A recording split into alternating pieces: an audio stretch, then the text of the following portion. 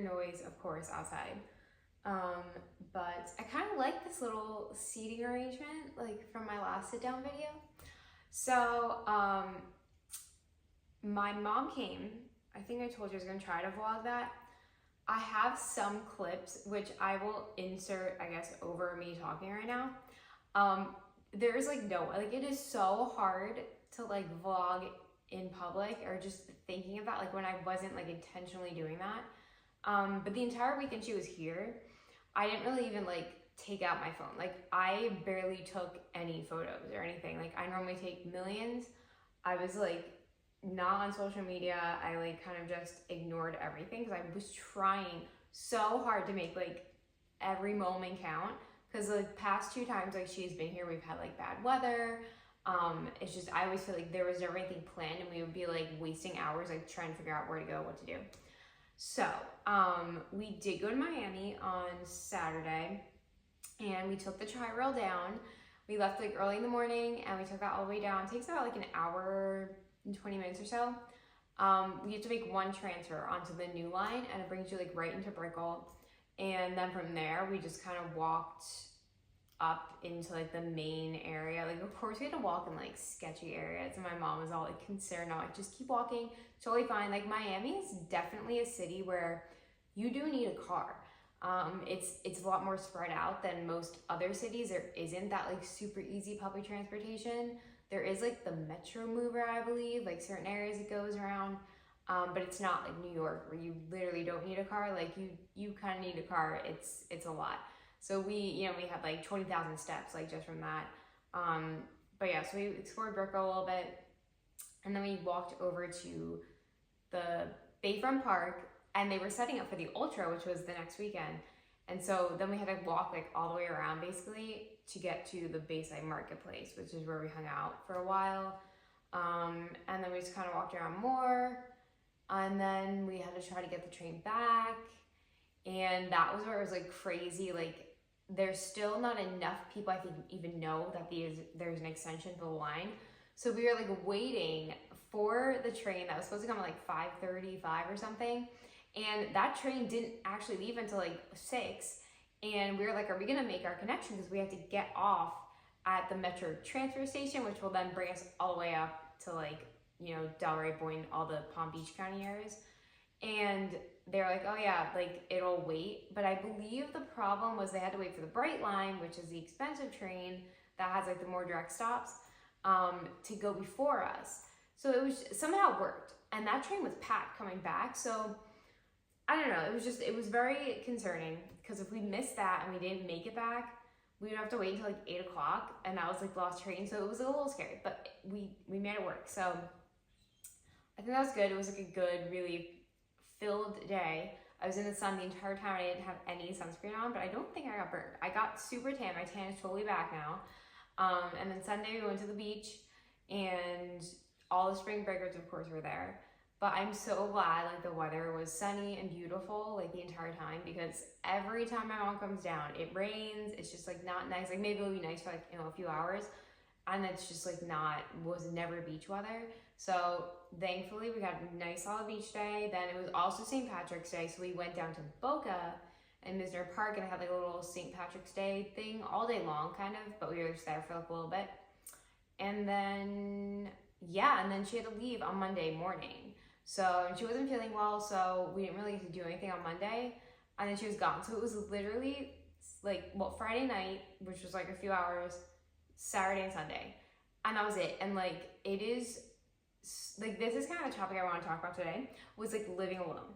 And when I first moved down to Florida, I literally purposely had to like cut myself off from everyone. So like, I didn't talk to my mom, I didn't text her, I didn't text my brother, I didn't text anyone in my family, I didn't talk to anyone. I kind of had to like fully immerse myself in just like being alone. Because it was the first time in my life where I was seriously alone. Like, yeah, in college, but like not really. So that's why like this was like, I am miles, like 2,000 miles away. Like I had to be completely on my own to just kind of figure things out. And then I think around like Christmas time, so it was like a few months later, I did start talking to my mom again and stuff. But I felt like there's a certain connection. Like, it's not hard when she comes back here. Like, it just feels like we are just picking up where we left off. Like, there's no weird, it doesn't feel like she's ever been gone. And obviously that's because I've lived with her like my entire life. But then the moment, like when she's here, it's like, wow, like there's just so many little things like during the day that I wish I could just tell her. I wish she saw, like little funny things. And we always like, we have like a whole, how we communicate with each other, like different things. Like I know what she would find funny, what she would find annoying, that kind of stuff. And just knowing that she's missing out on all those things. And even for her, like I know there's things she would tell me all the time, but like it's those things where like you just know it in the moment, but then you forget about it the next day. So like those kind of things. And like, yeah, I talk to her a lot more now, like on the phone. Not so much text. I hate texting anyone, but like talking on the phone at night. And so like when she was here and then she leaves and she was only here for like 48 hours basically.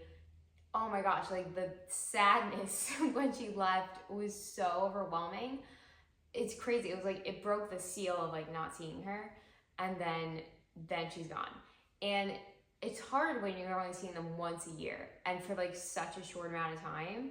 So that's where it's like I'm fine living here alone, and like I would never change it. But there's also like, then when you are spending time with someone like that and then all of a sudden they're gone again and it's just so quick of a time frame, it's like whiplash. And it's like, oh my God, like it's easier to not see them and to communicate like on the phone or whatever, because then when they are here and you're like experiencing their presence again, it is so sad when they leave. But I don't necessarily ever feel like lonely. Like there are certain times where maybe, yeah, like I wish someone was doing this with me or like whatever, like, or you just had someone to do something with. But it's not like, maybe I'm really used to it, and I've always been like, I'm such an introvert, so I need so much time alone. But I don't know, I think the best way, like I know I always am seeing people say like, how do you meet new friends when you're moving to a city? How do you even do it? I mean, I honestly thought the same thing. How do you actually like move out of your state, your home state that you've lived in your entire life, like the town that I lived in my entire life, and I randomly just left. And like, I was the first person in my family to like move away like that. And I honestly don't know how it happened. Like right now, I don't have the mental capacity to ever do that again. And that's why like even now, like with selling my house, that seems so draining. And like, I'm still not like recovered from the last experiences to do it again. But I think like, so when I came down here, when I kind of like cut off like those close ties, I just kind of like threw myself out there. So like I really was like, everything is on me. I can do anything I want. Like I literally could do anything I wanted. So I made sure I was still working like multiple jobs at that time, but like on the weekends, I would pick a random area, destination, have like a loose idea of where I want to go and just drive there. Put it in my maps on my phone. Always trust it. Don't question it. It'll get you there. And just randomly drive and get to my place, explore the areas, just kind of see. And that's how I kind of made Florida feel like home, was I literally just intentionally like force myself to go out, just be complete. Like I hate driving, and I'm obviously like, I'd be scared, but I kind of got over that really quick. Cause I'm like, I'm not gonna be able to do anything if I don't start driving. So I mean, that was fun, and I explored different areas, and that's when, you know, like going to all those nature reserves, like that's so easy. There's like no barrier right there. Like you can do that by yourself. Like, yeah, like sometimes there's like events and different like festivals and stuff going on where you can go to those too. And then there are people, potentially you can meet someone. There's a lot of Facebook groups now with like girls in their 20s, girls in their 30s, or like the whole like, just there's like a lonely women's club of like South Florida down here, like, and they set up events and stuff. So there's those kind of groups too where you can meet other people, because I literally think like most people are struggling to have friends. Like I'm not necessarily seeking out friendship or a group of friends. Like I don't really want that at all. But I know a lot of people are, and it's so hard once you're out of school, you're out of college, and if you don't have like a close like coworker kind of job either. It's definitely difficult, especially when you're older. Like, and a lot of people now are single and staying single for so much longer too. So that's where they need like some sort of connection for people to do things with. So if there are those kind of like group events, this is where everyone should be on Facebook. I don't care, Gen Z, Gen Alpha, whatever, everyone younger, everyone needs to be on Facebook, because like that, the event network and the groups, like that is the reason to be on there, because it's easy to kind of network and meet people and things like that. Of course, there is like Meetup and like Eventbrite. You can find things, but I'm always looking for like free stuff too. Like I'm not here to spend like $30 on like some little like thing, and especially because I don't eat out, it's like hard, and I don't drink, so it's like I'm not gonna go to like a bar, like a cocktail, wine, like that kind of stuff. So it's a little more difficult. I'm not in the position to be paying for like events right now, so that's where I'm also like, all right, kind of have to find my own things. But so like down here, of course, I am blessed with the weather, so we kind of have a good all year round where I can go out and immerse myself in nature and just go to the many, many national parks there are. You know, if there's a day when I don't know what to do, I just can go to the beach and just chill out there and relax. So that's also like super healing just for yourself, and just kind of get away from like technology. And then obviously there's tons of museums and galleries down here, which I never thought I would be like a museum person, but I totally am. Like I love them. They're so interesting to like walk around. A lot of them are free. Some of you just have to like, some of them have like free days per month, like the first Saturdays, like free or like lower cost, discounted for people who live in the county and stuff like that. So those are really cool. But again, like the festivals and events that go on, like there is literally something every weekend, whether it's like a strawberry festival, like an art show, like something for the holidays. There's like a spring fest this weekend. Like there's always something like that going on, whether it's during the day or at night. So like that's fun, and that forcing yourself to do those things really does help you feel like you belong in your like community and your area. Like that really helped me make this home. You know, obviously I still like, now that I do talk to my mom more and stuff, like I still feel like I don't feel like lonely. Like I know there's people there for me when I need them. But it is hard when like someone who's so close to your entire life isn't spending their life now with you. And it's just like, I never know when she's gonna come down. Like she literally, I didn't see her for like an entire year. And it's hard, like it's not a cheap thing to come and like fly back and forth and all of that.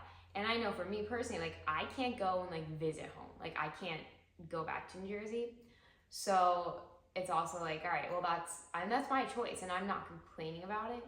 So yeah. I'm like, when you live alone, like you know that everything is up to you. So everything from the maintenance. Now, a lot of people are renting and they don't own necessarily, but like the maintenance, like, you know, bills, all that, just the upkeep, everything like that. Like, I mean, it's pretty like simple. Like I have everything figured out, and like I have my routines, and I think that is a really important thing too.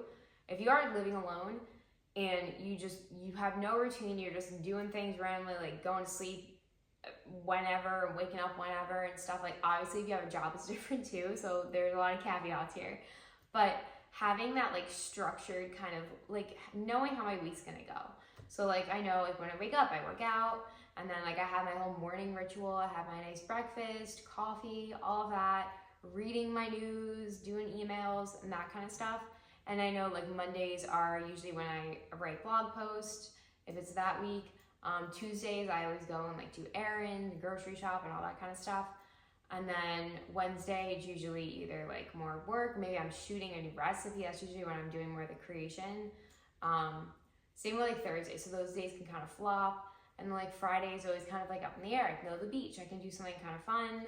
I'm kind of like throwing in like, where can I film? Like it's Thursday and I filmed last Thursday too. Like I like Thursdays now, it's my filming day.